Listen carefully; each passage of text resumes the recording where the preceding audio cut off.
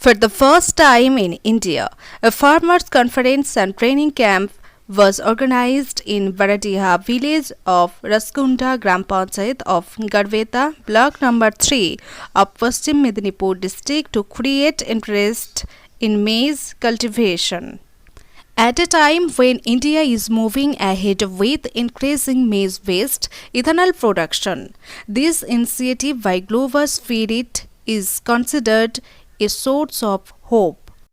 The aim of this change is to reduce dependence on imported crude oil, promote sustainable energy, and also increase the income of farmers. This change creates new markets of maize farmers.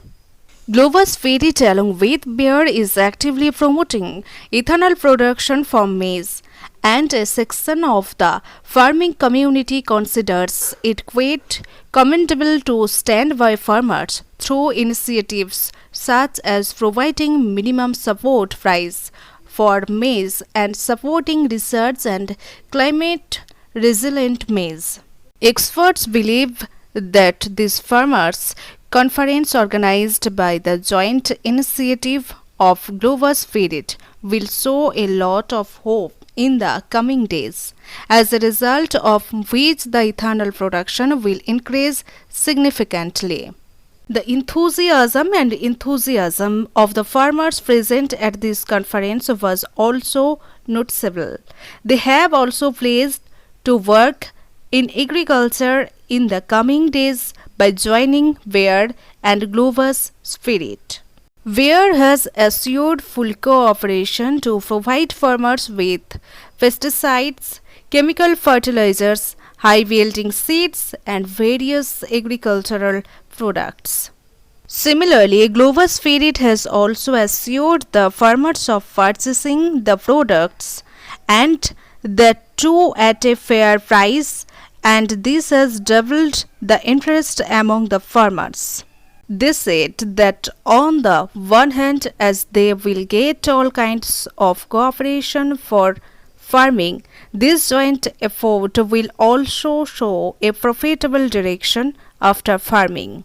क्रिया के तहत यहाँ पे उपस्थित समस्त स्थानीय प्रशासन के लोग, स्थानीय पंचायत के लोग, पंचायत प्रमुख, मीडिया के बंधुओं, किसान बंधुओं, आप सभी इस कार्यक्रम से जुड़े हुए प्रत्येक व्यक्ति का मैं ग्लोबस फीड की तरफ से कन्वे कर पाएंगे।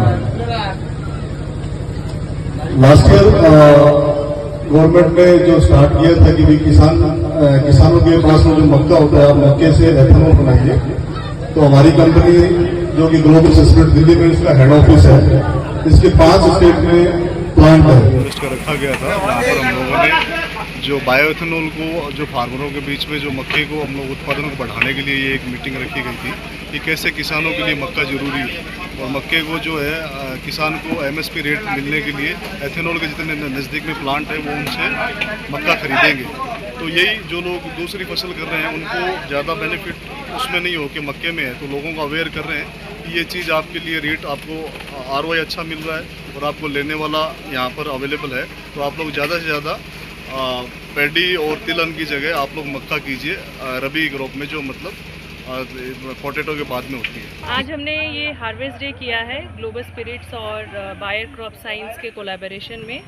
ये हार्वेस्ट डे हम क्रॉप डाइवर्सिफिकेशन के ऊपर काम कर रहे हैं। क्रॉप डाइवर्सिफिकेशन मतलब फसल का विविधीकरण।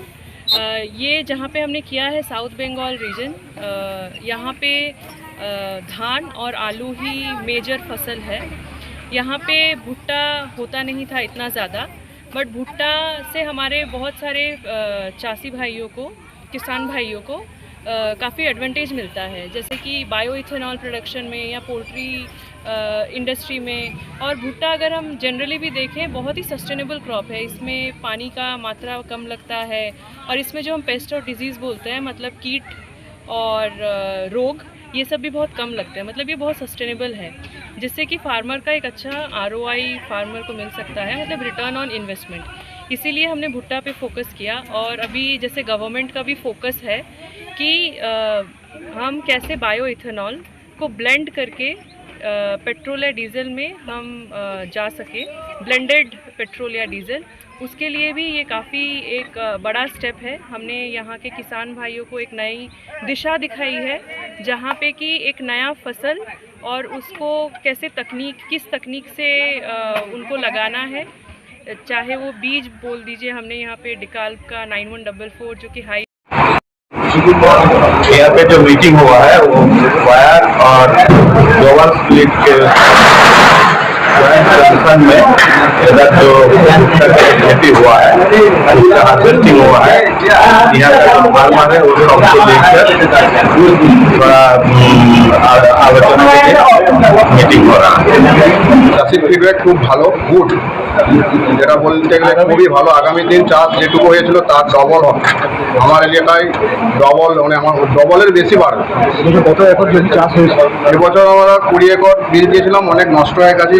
বিভিন্ন জায়গায় সিঙ্গেল চাষি করেছে, তাতে করে গরু ছাগল বা প্রাকৃতিক কিছু নষ্ট হয়েছে।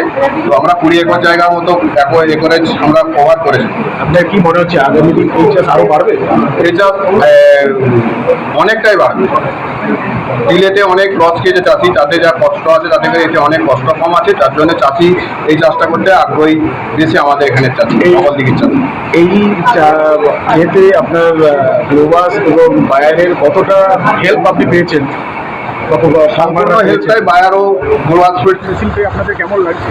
ভালো লাগছে। কতটা উপকৃত আপনারা? ধরুন 13 কাঠা আমি চাষ করেছি, 7 কুইন্টালের মতন ফলন ধরে। তিলের থেকে আমার লাভজনক চাষ আমি বুঝতে পারছি ভালো। আপনার কতটা কম সময়ের মধ্যে এটা হচ্ছে? তিলের থেকে প্রচুর কম সময়ে হচ্ছে। আপনার লেবার